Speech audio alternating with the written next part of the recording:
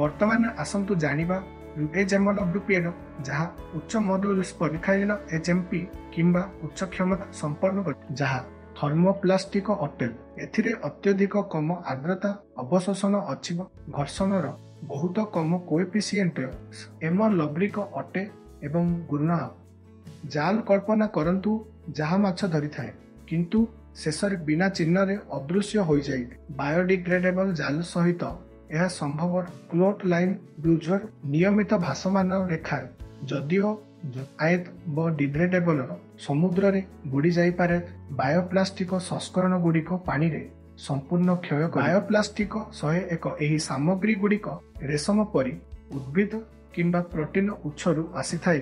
ସେମାନେ ନିୟମିତ ପ୍ଲାଷ୍ଟିକ ପରି ଶକ୍ତିଶାଳୀ ଏବଂ ନମନୀୟ କିନ୍ତୁ ସେମାନେ ପରିବେଶ ଅନୁକୂଳ। ସେମାନେ ସ୍ୱାଭାବିକ ଭାବରେ ଭାଙ୍ଗନ୍ତି। ଉଦାହରଣ ସ୍ୱରୂପ ବାୟୋଲିନ ନିଅନ୍ତୁ।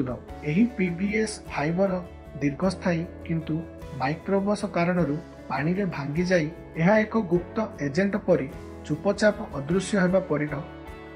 ଅନ୍ୟ ଏକ ହିରୋ ଉଦୀୟମାନ EILDM ଟିପ୍। ଏହା ମାତ୍ର 3 ମାସ ମଧ୍ୟରେ କ୍ଷୟ ହୁଏ। ଜଳ ଏବଂ ଅଙ୍ଗାରକାମ୍ଳ ଛଡ଼ା ଆଉ କିଛି ଛାଡ଼ି ନଥାଏ। ତୁମର କାର୍ଯ୍ୟ ସଫା କରିବା ବିଷୟରେ କଥାବାର୍ତ୍ତା କରି ଅଲଟ୍ରାସୋନିକ LED ସହିତ ଅଶୁଭ ସିଲେଇକୁ ବିଦାୟ ଦିଅ। ଏହି ଭୂମିପୂଜନ ପ୍ରଯୁକ୍ତିବିଦ୍ୟା ସୂତା ଏବଂ ସୂତାକୁ ଭାବରେ ସଭ୍ୟ ତରଙ୍ଗ ବେଗରେ କିନ୍ତୁ ଅପେକ୍ଷା କର ଅଧିକ ଅଛି। ପରବର୍ତ୍ତୀ ବଡ଼ ଜିନିଷ ପାଇଁ ବକଲ କରନ୍ତୁ ନାନୋ ମ୍ୟାଟେରିଆଲ। ଏହି କ୍ଷୁଦ୍ର ସୁପର ପ୍ରଥମେ ଉନ୍ନତ ଶକ୍ତି ଏବଂ ସ୍ଥାୟିତ୍ୱ ନାନୋ ଫାଇବର ଜାଲରେ ବୁଣା ହୋଇଥିବା ମାଇକ୍ରୋସ୍କୋପିକ ଫାଇବର ସେମାନଙ୍କର ଶକ୍ତି ଏବଂ ସ୍ଥାୟିତ୍ୱକୁ ଯଥେଷ୍ଟ ବୃଦ୍ଧି କରିଥାଏ। ଏହା କଠିନ ପରିସ୍ଥିତିକୁ ସହ୍ୟ କରିପାରିବ। ପରବର୍ତ୍ତୀ ସମୟରେ ଆଣ୍ଟିଫାଉଲି ଏବଂ ସ୍କିନିଂ ଛତା ଗୁଣ ଗୁଡ଼ିକ ନାନୋ ଆବରଣ ଗୁଡ଼ିକ ଜାଲରେ ପ୍ରୟୋଗ କରାଯାଇପାରିବେ ଯାହା ଆଲଗା ଏବଂ ବାର୍ନାକଲ ପରି ଅବାଞ୍ଛିତ ହାଇଚିକରମାନଙ୍କ ବିରୁଦ୍ଧରେ ଏକ ଭୟଙ୍କର ELL ସୃଷ୍ଟି କରିଥାଏ। ଏହା ଆପଣଙ୍କ ନେଟୱାର୍କକୁ ଅଧିକ ପରିଷ୍କାର ଏବଂ ଅଧିକ କାର୍ଯ୍ୟକ୍ଷମ ରଖେ।